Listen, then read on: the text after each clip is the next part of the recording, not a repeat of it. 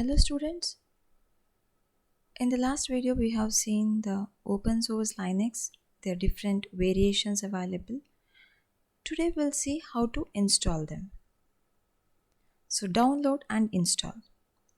So there are various methods you can install this Linux, but there are a few suggestions or a few recommendations they say like how to download and install. So first thing is download it from www.cheapbytes.com. That is one method, and when you download it from a site, there is obviously a method or how to run these files or what are the instructions you need to follow to run these files. Next is download from Red Hat. So what do we do in this? You can download this from a network or from a CD that is around, like if somebody is giving you, and you can just install it and get a net connection and see how it works or what are the things you need to do.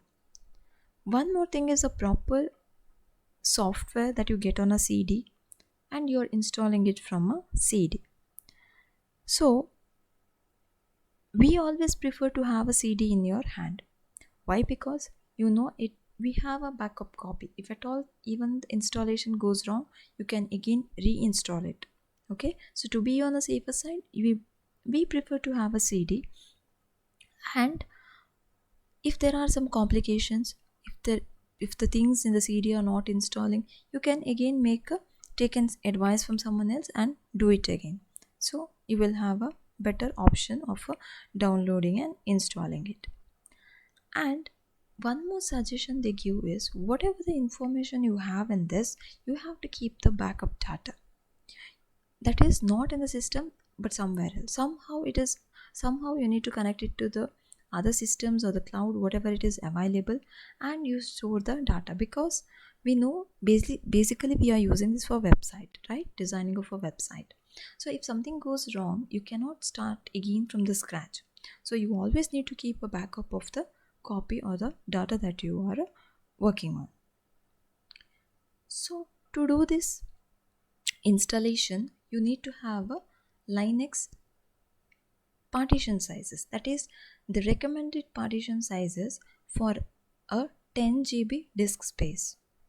So if it is more than that, then you can do accordingly. But if the minimum requirement is like a 10 GB, and in that 10 GB, how you are going to partition your disk? First is a slash boot, that is around 32 MB.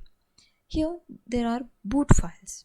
You know why the boot files are used, and these commands are similar to your Unix and some of the Linux commands you have studied before. And slash, that is around 512 MB. Slash is nothing but a root directory, right? The slash partition is the base of the OS. This is actually kind of the base division that you have. Rest of the things start from this root. Next is slash home. This is around 1 GB. User files are here. So 1 GB. Why 1 GB? Because it is a home. That is, you will have many people or the information stored in this directory. So the space you need is around 1 GB. Next is the slash user, that is around 5 GB.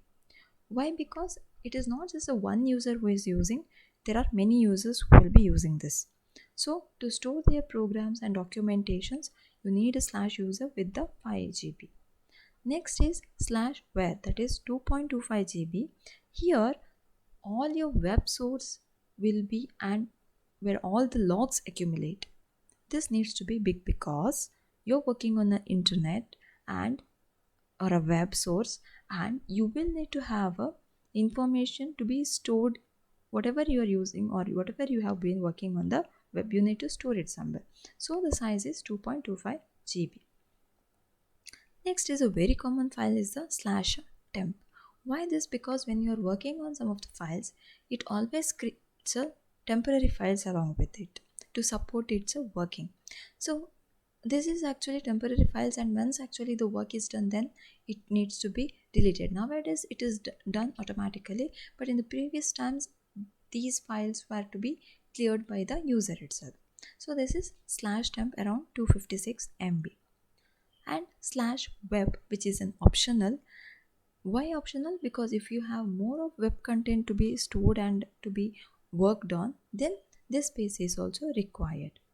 Then /root, that is also optional. This is the root user space. Why this is optional, or why do we have we kept it as an optional in the last option? And here almost all the disk space has been consumed, so it will be given a very less space. So we'll see that why in the coming slide. Next is swap. Why swap? Swap is nothing but actually exchange or changing of two things. So why the swap is there? Because if at all you have a user who is working and this disk space whatever is given to him is not enough, or the disk space should be enhanced. So what you do, the remaining space whatever is available in your 10 GB disk space, that you give it as a swap. That is, when the time comes and as the work goes on and the system space is required, then you just convert all this remaining space whatever is left into whatever the file that actually takes a larger amount of space. So minimum of 750 whatever is available you just put into swap, or else if you have more of it like around 2 GB, put everything to the swap itself so that it can be used when and as required. Next is, to work on this you need the different accounts. Like the first one is root account. You know what a root is, right? Root is the one where all the other files are being kept. Now this root account you have to be very careful while operating, because you do something wrong with this root account, then all the files in the every other account will be deleted.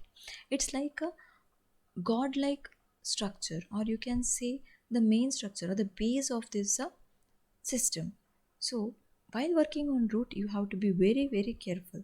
That is why it is suggested that even if you work on like you have the access to the root, you when using the system use a user account, not a root account. Root account let it be for the technical purpose or for the managing purpose only. Don't type or do your work on this root account. That is let us keep that only for the work of the system. In the user account you can type or do whatever you want as a user, and you can keep it safe.